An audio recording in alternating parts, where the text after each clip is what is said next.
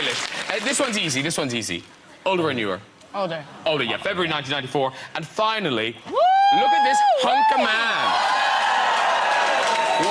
What year do you think this was? I don't know, because I've been sucking at this game. I don't know what you want to say there.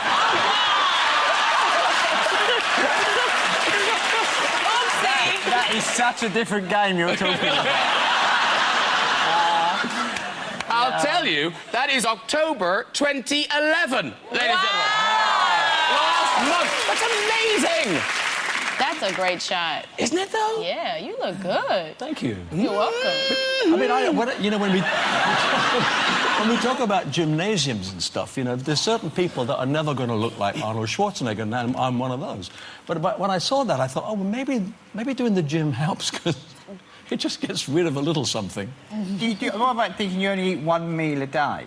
No, that's not right. I did do that for a while. Yeah. But I didn't like that very much. No, the regime I'm on now lets me have 3 good meals a day. I just have to eat the right stuff. Like Nando's.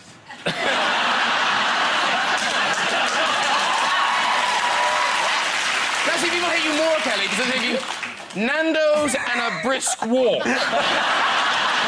And 200 steps. That's what she looks like. Listen, down to business, because as I say, you're still working, you're still getting out there. New album, Solicious. Yeah. According to a lot of people went to the tour. You went to the tour, I'm sure. Yes, very good.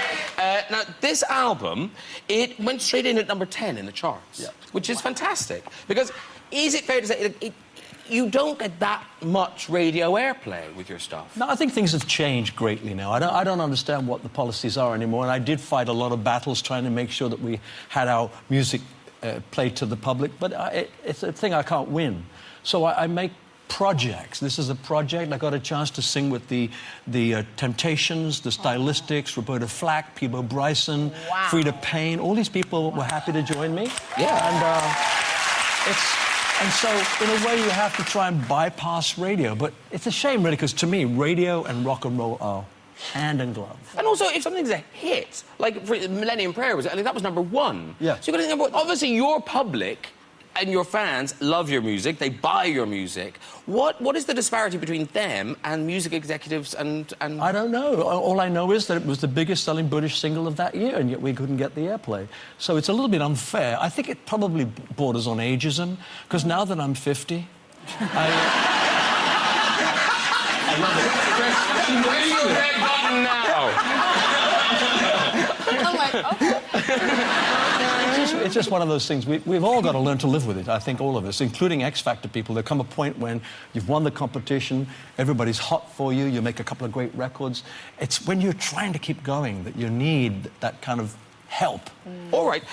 Now, it is all down to... DVD, which I hope will make up for everything. Yes, no, because the DVD... Yes. On DVD? Yeah. No, you're going to show it? You've got it here? Yeah, I've got it here, yeah. Oh, my God. It's all in hand. I appear to be an idiot. I know what I'm doing. Here's a taste of you on tour, and this is from the Solicious DVD.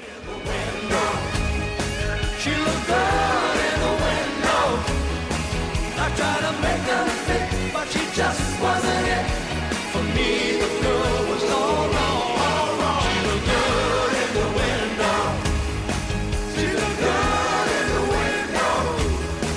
I tried to make her fit, just wasn't it.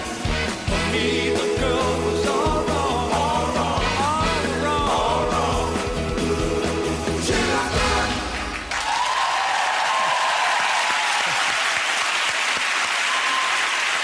And that is in shops from Monday, the 14th of November. Very good.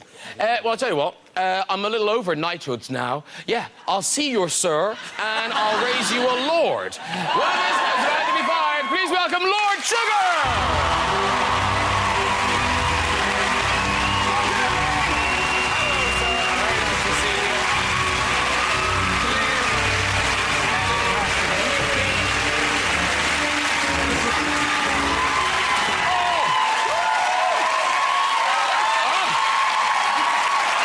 Loving the Lord. How are you, sir? How are you, Lord Sugar? I'm a bit frightened, Graham. The last time I came on your show, you've accused me of upsetting one of your guests. I saw you about 3 weeks ago with Alex on the One Show, and I think she said to you, who's one of the worst guests you've ever had on? You said, that Lord Sugar. No! You said I upset a Pamela somebody or other, whatever her name was. No, she was talking about the chemistry on the sofa. Yeah. And I just said, sometimes it doesn't work. Oh, pot kettle, I mean... 2 weeks ago, we had Nancy Delalio on here, and you go, Nancy, what do you actually do? And then she went off, she said, Sven, pasta, fagioli... And you said, no, Nancy, what do you actually do? So, pot kettle, Yeah. Don't you think? But now, you're not going to upset any guests tonight. No, Are you a fan of Sir Cliff? Oh, absolutely. What a legend to actually be sitting next to. I know, he's... Great guy. Have you been to Cliff concerts over the years? I haven't. The wife has, and she's threatened me not to let me in the house tonight unless I bring back a signed thing from Cliff. He's kindly given me one, so I'm okay. I'm okay. Do you sometimes get home to Sugar Mansions and you hear Devil Woman coming from the lounge? Yeah, she loves him. Now, your new book, The Way I See It. And it's sort of like a sort of Jeremy Clarkson-esque sort of collection of rants and revelations. Who's Clarkson? Who's he? It's a small show on BBC2. Oh, right. Yeah. No, it's kind of letting off steam, bit of a rant here and there, yeah. But it's also advice, because the same as Cliff, you take your appearance very seriously. You do, though.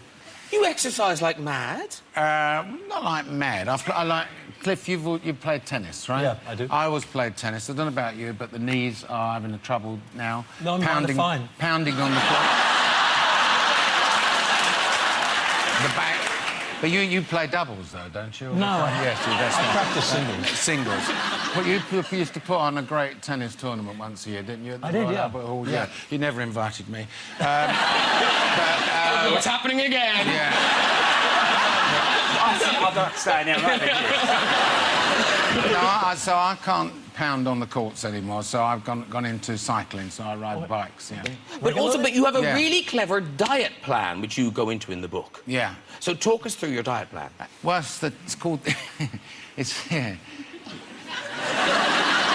It is a good idea. No, it's a clever idea, actually. It happened to me in America. I was in America in a place called Boca Raton. You might know that, near Miami. And a guy gave me some clams, and he has a little fork with clams to pink them out. And I thought I would embark upon eating the main course using this little fork. So and my wife looked at me like mad, and other people, what are you doing? I said, no, don't worry, I'm working on something here. And I'm eating with this little fork, and it occurred to me that it took me ages to get halfway through the plate of food, by which time the brain was telling me you're actually full up. So it's a little fork diet. So you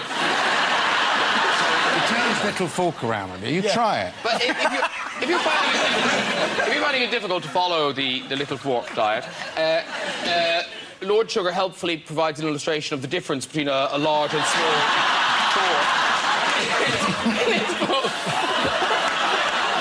No stone left unturned.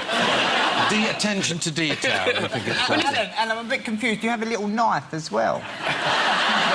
Americans, as you will know, don't use a knife a lot. They use it just to cut, and then they use the fork to mess around with. So